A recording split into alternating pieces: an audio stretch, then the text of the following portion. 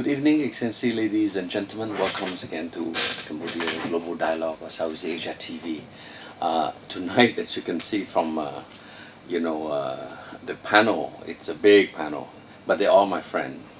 And the interesting part is that tonight we can talk quite a bit about the role of the private sector, but more than private sector, the role of foreign business association, how they contribute to the development of this country, the dialogue with the policymaker, the outreach with the local business community.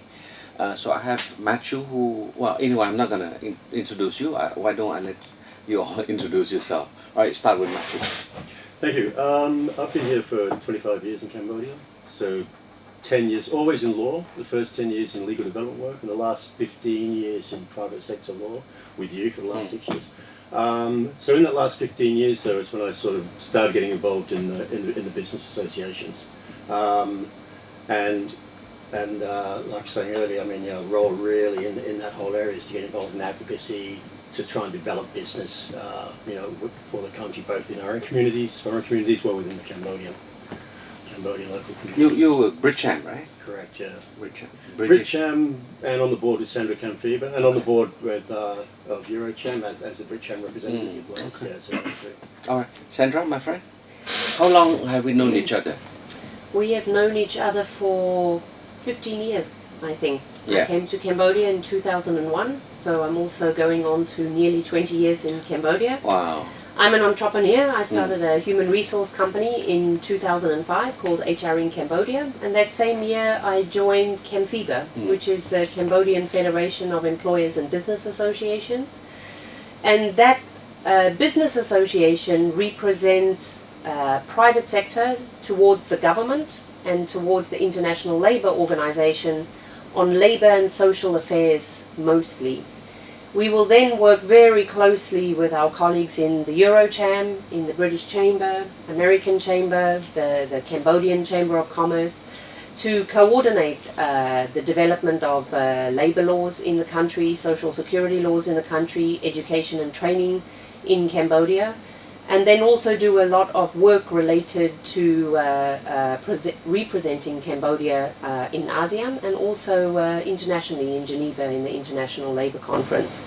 CAMFEBA has a membership base of about 3,000 companies, really representing all industries in the country.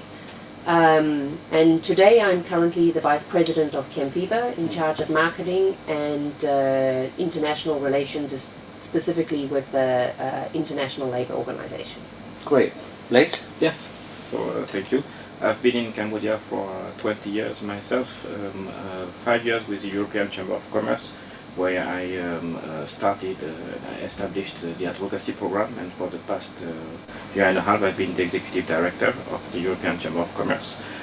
So we do a lot of things, we do a lot of advocacy, we do a lot of promoting Cambodia outside as a trade and investment destination for businesses, especially European businesses.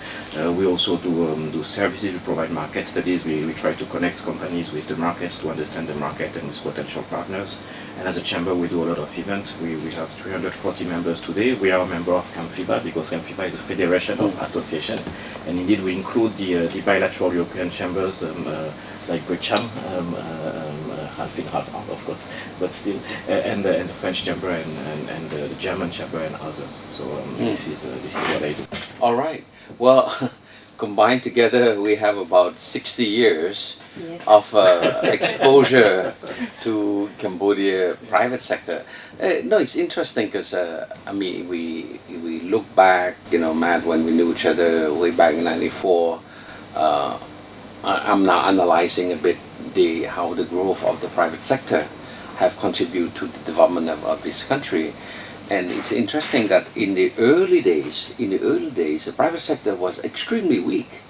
And when I look at their contribution to policy making, to legislative making, to business development, extremely weak. And then you fast forward 20 years later, you can see a very dynamic, EuroCham, BritCham, and CAMFEBA, of course, has been very much at the forefront on the social legislation, labor, the national, social security, that sort of thing. But maybe I start with Matt. Your perspective on the evolution. What have you seen in terms of dramatic turning point from the private sector? At what years, what decade? You know, okay, if we take 93 as a starting point, okay, after the Paris Peace Accord, what period you think it's sort of like a substantial shift where you feel that the private sector have actually are in position to contribute to the policy or legislation making of this country? I think for me it all took place after the year 2000. So I think, you know, in 1993 when we first arrived, it was well, it's hardly even post-war, it was still pretty much a war situation at that time. So all of the business at that time was sort of owner-run individuals coming in, probably assisting the UN, tradesmen, setting up businesses of that nature. They weren't really big conglomerates, big corporates. And then we had the events of 97, and then, you know, all the way through to 2003. But it was really the 2000s. I think a lot of it is to do with, I mean, being a lawyer, I'm a bit biased this way, but with legislative frameworks started to come into place around the year 2000. In fact, I think CAMFEBA established itself around the year 2000, from memory. So really when we started to get this legislative framework in place, where the big corporates could come in and actually start operating, they needed a framework. And we've seen it bit by bit since then. We've seen it as an industry comes in, the industry will come in first, or think about coming in, and the government will put the framework in. We're seeing it right now with the life insurance, for example. So the industry comes in, they put the legislative framework in place. For me, that all kind of started to happen, I think, just after the year 2000. And when we started to get some substantive laws in place, I think we got some assistance with that. The law depended on where the consultant came from, really, who wrote it. But really it was that push on legislation. I think a lot of that actually was the WTO. When that happened, there was a lot of legislative framework in place. And that really helped the big corporates come in. Before then, it really was owner-run individuals in a particular sector, but it wasn't until, for me, after the year 2000, I think. And this is where, you know, CAMFEBA came to play, because it has a lot to do at that time with the export to the US, you know, the linkage with the labor, respect of the labor law, with the issuance of the license for export. So I think you were involved at that time as HR Inc., right? More on the human resource development, right?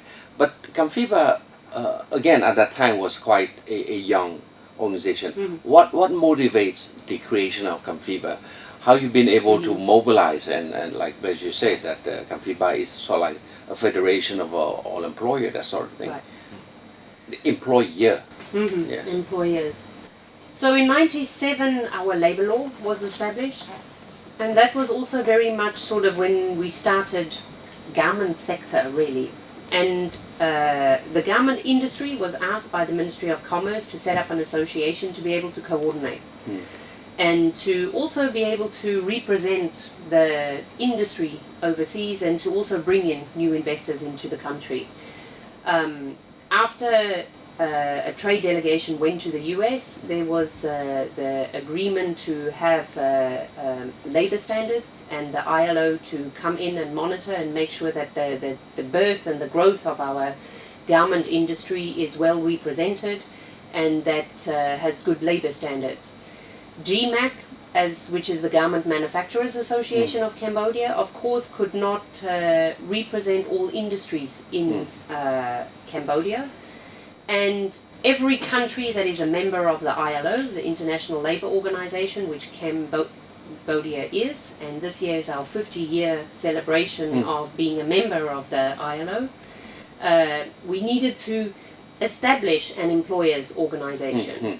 So it was really with the trade negotiations with the US that CAMFEBA was established, and we brought all the industries and the big companies that were here, some of the breweries, some accounting firms, all came together to start the Employers Association and the Federation of Employers that represents all different sectors.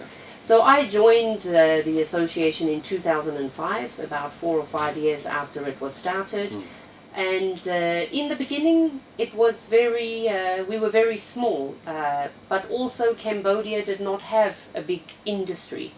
The environment in 2000-2001 was just full of NGOs, a lot of NGOs working, and there wasn't a very vibrant private sector. But we've seen all of that change. For me, a lot of the change started happening in 2008, 9, 10, especially with the influx of banks coming in. Then you started having all the talent challenges and skills challenges.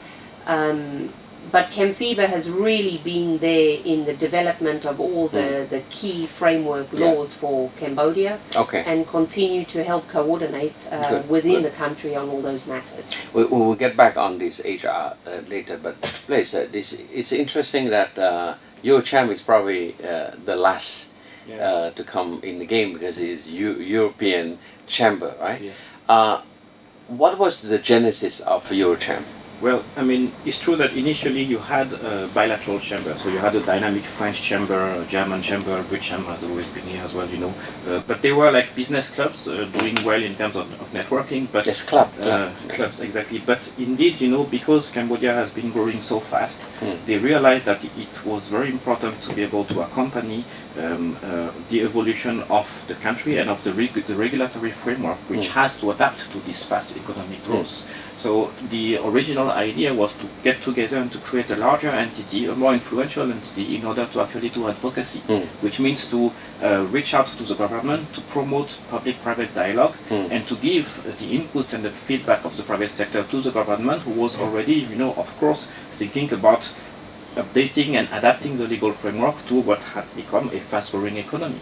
Because yes, I mean, originally you had what? Government, tourism, and NGOs. 20 years ago you come to Cambodia, you look for a job in an NGO. And today, of course, you have such a big private sector. And I think a determining fact has been maybe also the growth of services, you know, of all kinds, which has helped Cambodia to become something more than just an NGO/government/tourism economy. And all of this needs to be accompanied by an efficient legal framework. The government, you know, is willing to continue promoting this growth, and it's very important for the private sector to be able to be part of this as a partner of dialogue. So that was the main motivation for the creation of EuroCham in 2011. So indeed, being the youngest one. Here today. All right, that's good. We're going to take a short break. When we come back, I want to go back to BritCham, since BritCham is probably one of the oldest entity, and what have you done? What sort of a moment of pride that you know you feel that BritCham have really, you know, sort of like set the stage in Cambodia? Yeah. All right. Well, a quick break.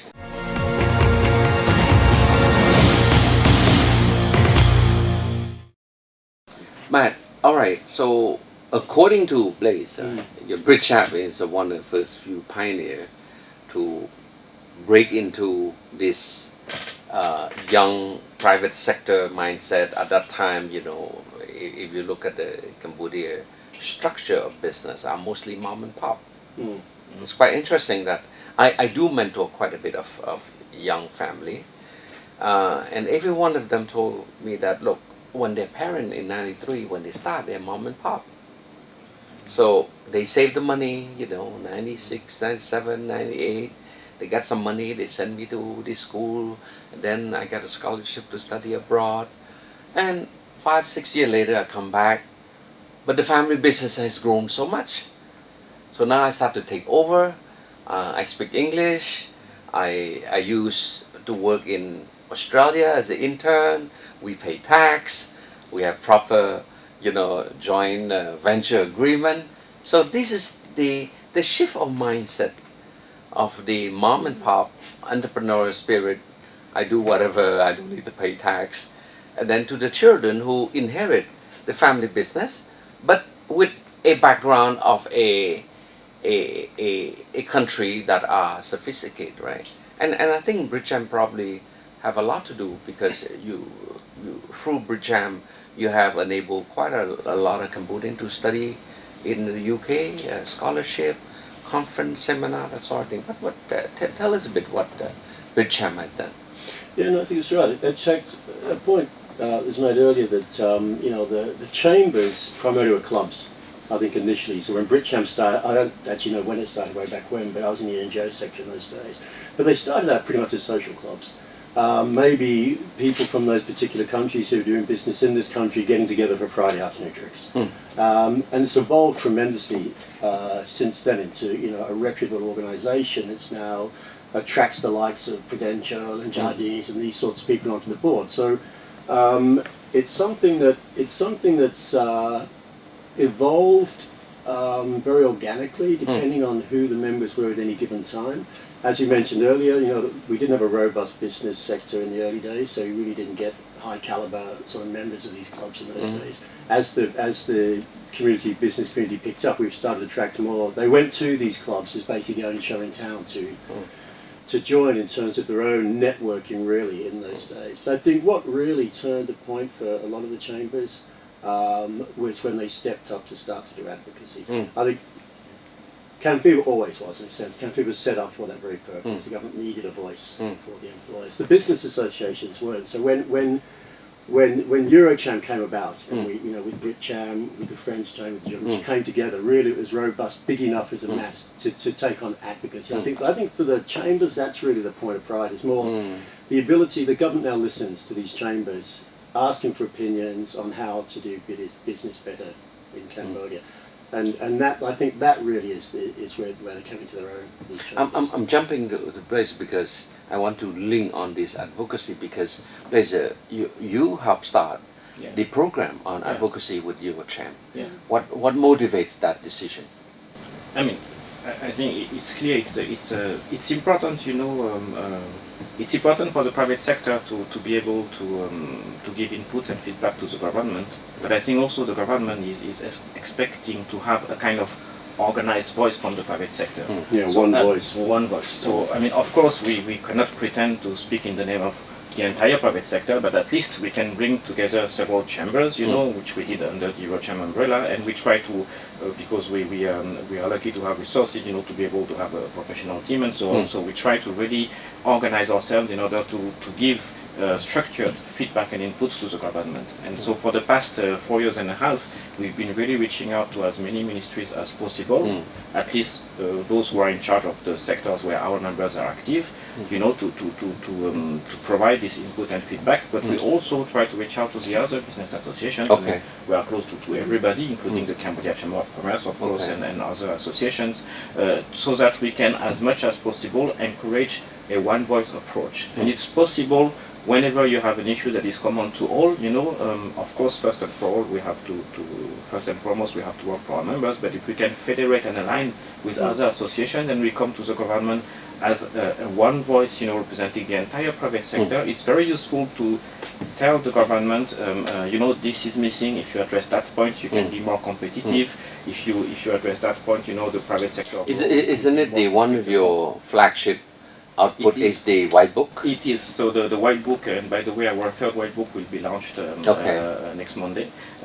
So in the past, your white book, do you monitor how many of these recommendation was actually taken by government and actually implemented? We more than monitor. We take it to the ministries and we ask to have meetings on it, and we request even written answers. So we have first of all what we call a policy response is not only a yes, because we understand that we may raise a solution, you know, a proposal, but it's about dialogue. So every time there is a decision that is having an impact on what we said, or every time we have an answer, even if it's a motivated no, but there has been a discussion, we consider it to be a policy response.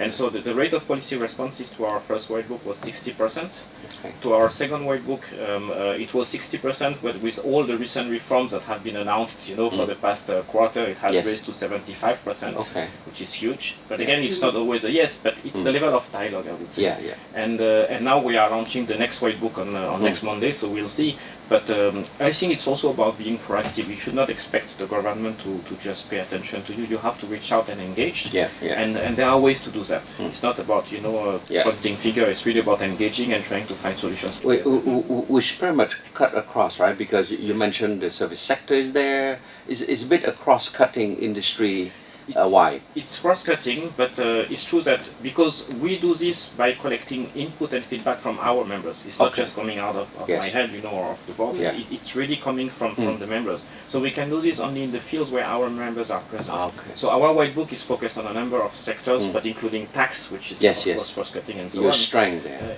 Indeed, but for instance, HR and so on. But for instance, garment, we have few members in garment, so we would more encourage, like for instance, GMAC to do it, and we would be ready to support that as well. Okay. Yes. You mentioned GMAC. I have to shift to Sandra because Sandra, I mean, yes, BritCham do a lot of advocacy. You know, EuroCham, you do a broad policy response covering many different sectors, but they're a bit small relative to CAMFEBA, which focus quite a bit with the garment and the footwear.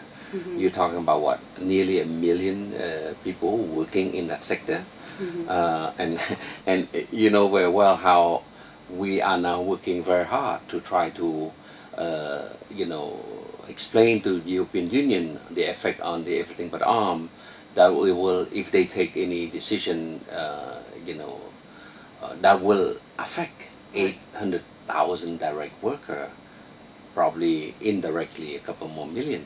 So I think CAMFEBA play a big role there, because you're very focused on a few industry, but big industry, labor intensive.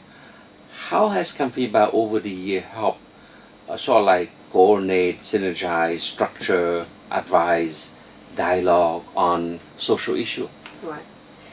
So I think actually, if I can just comment, I think the EBA challenge that we have is a really good example in terms of how Blaise was talking about how all business associations were really involved. That had the biggest impact for the garment industry, Garment Manufacturers Association, but it's coming from the European Union. So we did see that the EuroCham was very, very on the forefront, meeting with delegations, issuing statements and letters, and following and lobbying to the highest levels. There, I think the coordination of the different business associations is extremely important. For CAMFEBA as a federation, we have to represent all sectors. So it's the big sectors and the small sectors, including telecom sectors, including education sectors, including hospitality. So really, without representing the majority of sectors, we can't be a federation.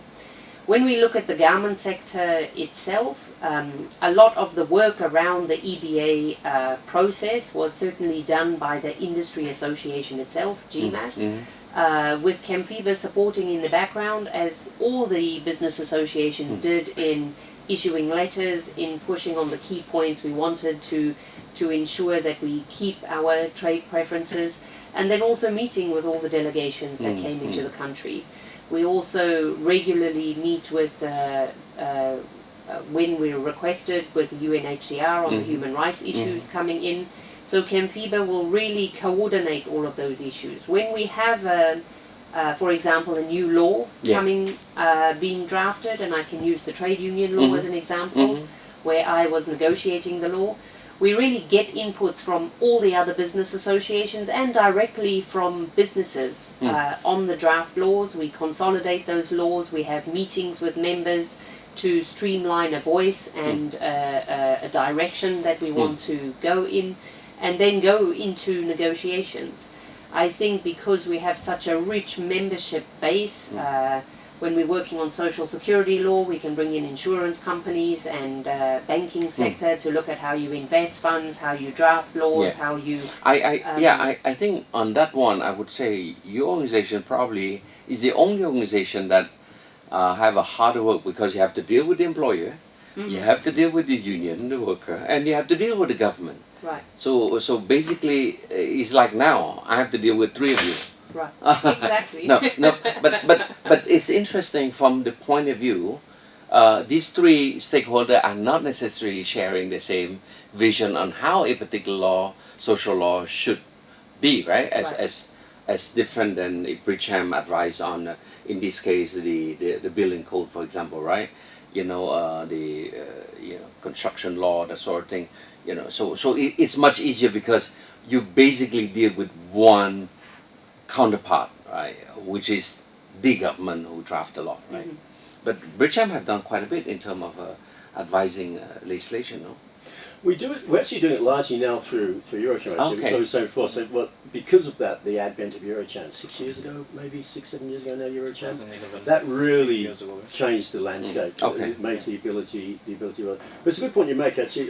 With my CAMFEBA hat, I think one of the unique but really important things is the industrial relations. I mean, this issue, because it cuts across. Of course, it started in the garment sector, but when we saw those strikes break out when the arbitration comes first started in the hotel sector, these are industrial relations related, and that's across any sector. Everybody has That an was employer- Raffle at that time. I Raffles, recall. Intercon, all of them, yeah. Yes, But yes. it was, everybody has the employer-employee relationship going on. So this is where CAMFEBA sort of have to advocate around that, and that's tough in a developing, business sector like Cambodia, where it's got a very robust union movement. So I think that's the most challenging thing for pretty much all of the business associations. Is that. So thanks, Matt. But Sandra, back to the industry. So you see a very, I would say, unified employer position, a unified worker position, unified government position. How do you guys reconcile all these three divergent views? That must take a lot of effort. I think within any business association, you definitely have different views because you have a lot of different sectors who are dealing with a lot of different issues. At the end of the day, it comes down to a core team where we are sort of streamlining what we feel is the best way forward, considering a context of laws that we communicate back to our members. And then within negotiating forums and in the labour and social sector, we absolutely have to sit at the table with government and with the unions, and we negotiate and negotiate until we have a outcome.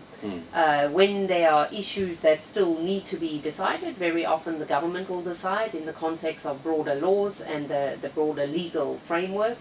But it's tripartite negotiations for us, and whether it's labour law, social security law, the government gives us these forums where we're all around the table and spend a significant amount of time negotiating, raising points of view, to make sure that laws are flexible and good for our very fast developing economy, and that's very important.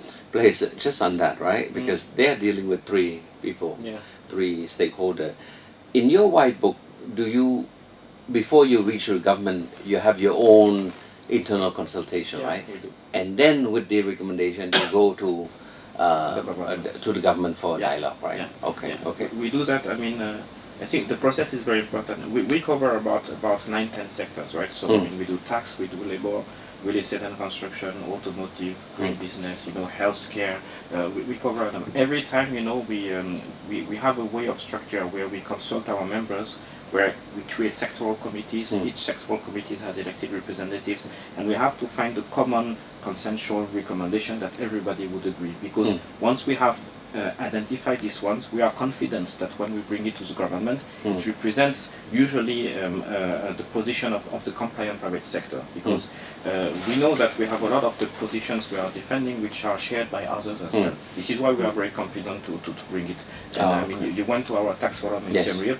You heard His Excellency Rendall saying that the work that is done by EuroCham is useful for the entire private sector. This is really our ideal position, where we promote ideas that are going to help Cambodia's competitiveness and ease of doing business in general. Blaise, you touch a good point that tell me it's time to stop for one more break, because based on that point you mentioned about Siem Reap, when we come back, I want to talk a bit more how the international chamber like this work with the local and beyond Phnom Penh, because Cambodia is not Phnom Penh. Phnom Penh is not Cambodia. The dynamic are very different. Okay, so we'll take another break.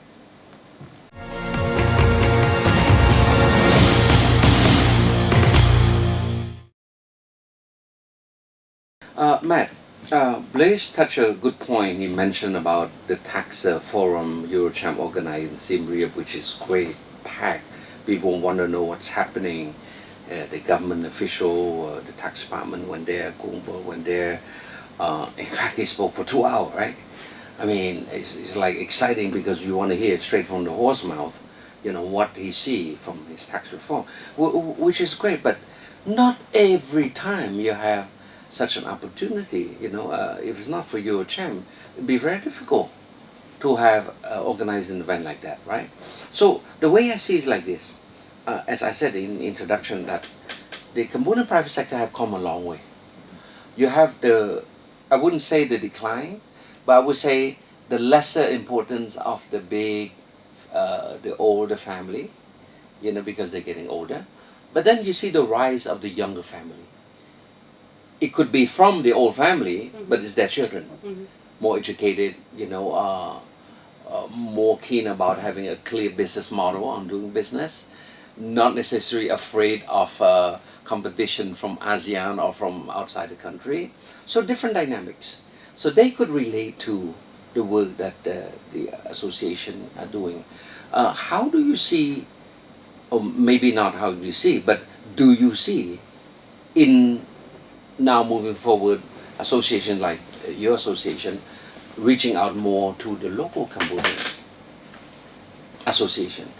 Yeah, no, it's something that issue of you know, it's just, it gets back to this one voice issue, you know, it's one voice of the employers, one voice of the business community. I mean, that business community at the moment, when we look at it, we cover a sort of Eurocentric look from EuroCham, BritCham perspective. That's who, you know, EuroCham's made up naturally of European members, and then in BritCham, etc., etc. But even if we interacted with it, it would be with AmCham, it would be with CAMCham, it would be with OzCham. What we really need to start doing, what we started to do the last couple of years, we changed our secretary at BritCham to be Cambodian run. It was interesting. We've been a pawn that's going to come on board because she reached out to the Cambodian community. We started working with the Youth Entrepreneurs Association. And that was an interesting dynamic. That was because they're business, like you mentioned, they're the youth that have basically taken over the parents' businesses, and they've gone into different sectors. Franchising is an interesting one. Franchising hotels. So this has taken them outside of Phnom Penh. You know, this has taken them up to Siem Reap and places like this. So we started working a lot with YEAC, and doing events in Siem Reap for that very reason. So a lot of their members were based up there. So this one voice thing, you know, we needed to make it one voice being everyone in the business sector. But actually even goes beyond that, because another thing we've really got to try, and we haven't made too much headway on, we need to, is it also includes the non-European, non-Anglo, so, you know, what are the Japanese doing? What are the Koreans doing? I mean, how do we, because they're part of this dynamic, and when we speak with the business, we don't really, it'd be interesting to see what their views are on some of these issues we raise. But certainly I think we've made headway on the Cambodian side. I think, and Blaise can speak about EuroCham, that it's a big thing for us now. Big thing for us now. It's very true, because we have always tried to reach out to those local associations. We have an MOU with the Cambodia Chamber of Commerce. We launch our white book next week, actually on the panel to launch it. We have the government, Excellencies of Sandra, we have a board member of the Japanese Business Association, we have the chairman of the Young Entrepreneur Association, and the chairman of EuroCham. So it is very important because, again, we will find ways to align with each other, and the government will appreciate this one voice. And two, as you say, you have this new generation of business people. They also have an interest in compliance, because the real issue, more and more, as regulations are being built, you know, as laws are being written, as, you know, the whole thing is being adapted to the Cambodian economy, the real issue in the end will be whether everybody is playing by the book or not. That's the real issue. It's compliance. So you sometimes equal playing field. Yes, you sometimes hear people saying that, oh, only the foreigners pay tax and the others and the local don't pay. Actually, it's not really true, because we partner with local entrepreneurs who, because they have franchise, because they have the right to import a specific product into Cambodia, they want, you know, their competition to play by the book, because they have an interest in compliance, because they have a franchise, because they have an exclusive right of import, and so on and so forth. So it is very important to reach out to them. And if you talk about the province, yes, I think, I mean, the long story is that, because you say we says straightforwardly, 15 years ago, to pay tax or to have a rock climbing in Cambodia was a joke. It was a joke. Today it's not a joke anymore. But in Phnom Penh, we are at a certain stage, but the further you go from the center, you know, the more you get a little bit back in time as well. So when we go to Siem Reap, for instance, we are very happy to promote tax compliance, and we see a lot of people coming, and to fill that room of 200 people, we relied on CAMFEBA, we relied on the young entrepreneurs, on the women entrepreneurs, and everybody, so that people, you know, can slowly get into this effort made by the government and supported by companies like our members to expand compliance. Sandra, you know, again, I still look at CAMFEBA as a very important player in this thing. How, I would say, how effective are you in the province area? Because many of the garment factory are outside Phnom Penh. Right. So in different province. Right. I think the provincial and reaching out to local businesses has to be a priority for all business associations to bring in that collective one business voice, not only in terms of our membership base but in terms of our board structures as well, which I know CAMFEBA has really tried to focus on getting Cambodian leadership onto the board of its governing body, and that has been difficult over the years. But we have started making headways, and today we have one woman and a gentleman from the HR sector who are both entrepreneurs but also now joining the business associations. And that is really important for us because we need to see that our board structure and our governing structure is also reflecting the economy. CAMFEBA actually has a satellite office in Siem Reap where we work directly with the sectors over there. We work directly with businesses in Sihanoukville and other provinces, but we don't have offices in those areas, primarily because we don't have budget to do that.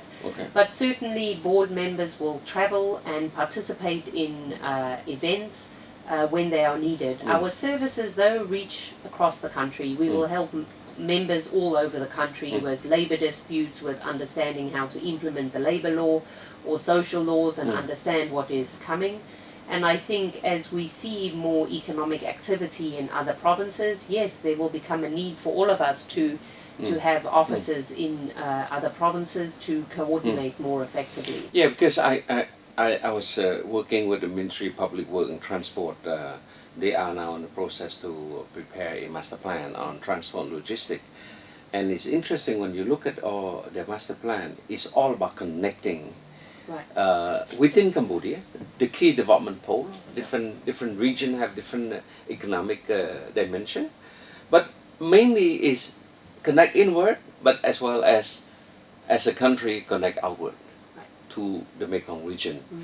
ACMEC now, for example, this year our Prime Minister is chairing the ACMEC. ACMEC is a development strategy of the three rivers in the Mekong region. The A stands for Ayeyawadi, which is in Myanmar.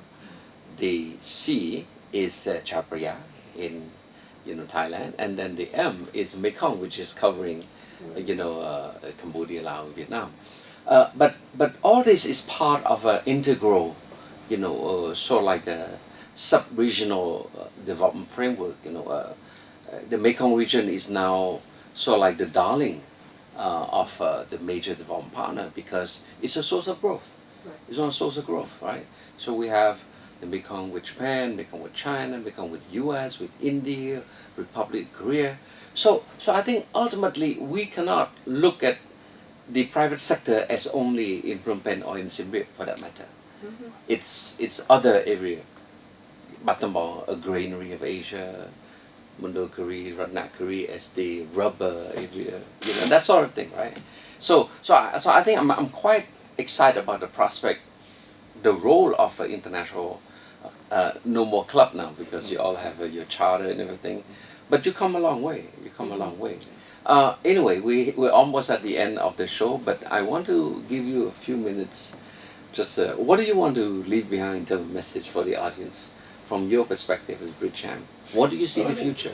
I think one of the points that we touched on so much was the purpose of business chambers is this business matching thing. So for the and as we reach out to the Cambodian community, they're now at a situation where they can start getting joint ventures, attracting partnerships.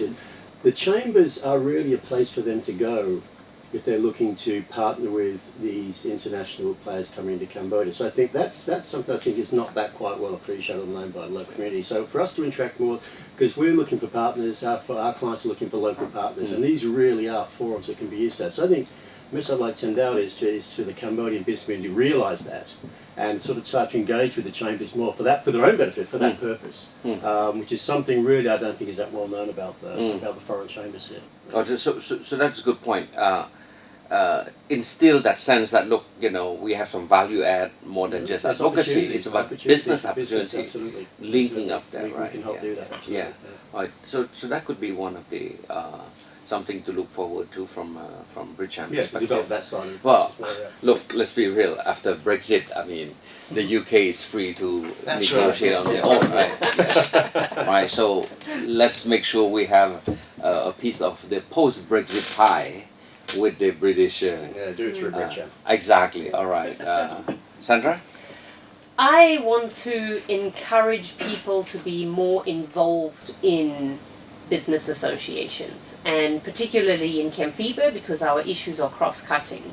And I would really like to see more young Cambodian leadership involved in these business associations and leading and talking at these key platforms, both in Cambodia, regionally and internationally, where we really go and represent Cambodia. As a foreigner, I'm very fortunate and very grateful to be able to do that for Cambodia, for the business community. But for me, a legacy would be having more Cambodian involvement, where we can have Cambodian speakers and leaders and leading and championing very difficult issues, from child labor to skills development to education and training. It's very important that young business leaders contribute back to society. All right. Blaise? Well, I mean, a little bit also to echo that, I think all the things we are doing, actually, I would like to see down the road, how many years from now, the Cambodia Chamber of Commerce playing fully its role doing all these things. They have branches in the provinces, they are the official chamber. They could federate so many members. They need to further structure themselves. They need the governance, need to develop, and so on and so forth. But ultimately, this is what should be the case. To have this strong, national chamber with provincial branches playing this role and all of us supporting it.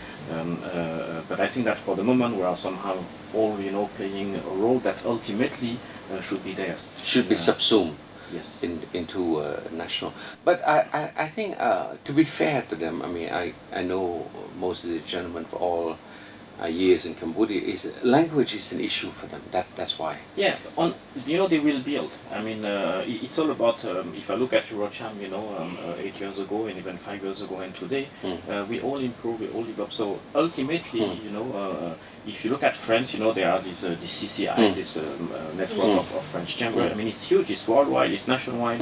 It should be an ultimate goal, so that you have a local institution which is strong and professional enough to play this role. I'm not saying it's today, but I think it should be the ultimate objective, so that Cambodia has their own national chamber playing that But do you role. think that I mean, the fact that these are foreign chambers, Yes. do you think that the Cambodians then perceive it as, well, it's not really our chamber? I mean, EuroCham should be run by Europeans, EuroCham should be run by of course. Australians, and BritCham should be run by Definitely. Brits. I mean, I think the foreign chambers will always have a role to play, especially in a country that is so connected to to export and welcoming FDI. I mean, the rate of FDI to GDP is huge. The exports are important, but I think it's important to have also a local business community that is well organized and strong, and we will continue to work with them as we already do. It's a constellation. Right? And I think, to me, it just happened that in this moment in time, sometimes a lot of things that you all have mentioned are development issue, right? I mean, we care, we develop, we want to eventually have a vision to have more Cambodian. But it's interesting that Cambodia is going through a moment in time now that more than ever we need a strong voice from the private sector in the context of the EBA, for example. Individually, you can never make any impact.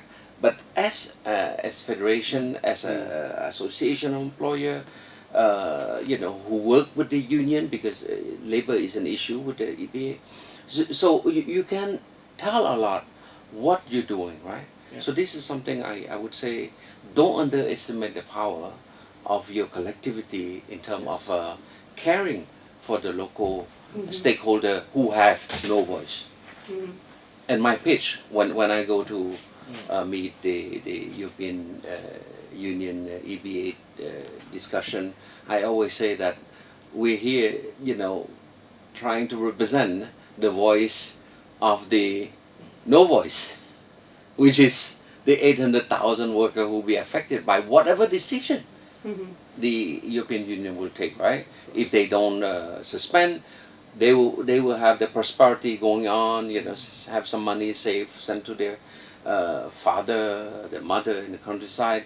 If you suspend the trade preference, you will see a dramatic drop below the poverty line, that sort of thing, And to me, it's a big burden. It's a big burden to I would say, that's to feel. what we have been saying for the Yeah. last year in this altogether. Well, anyway, we're coming to the end of the show, and for me, 45 minutes was never enough for 1-to-1. Imagine 1-to-3.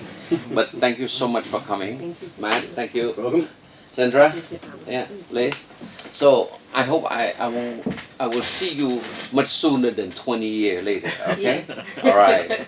Good. Thank you very much. Thank you. Okay. So yeah, done. That was fast. Done.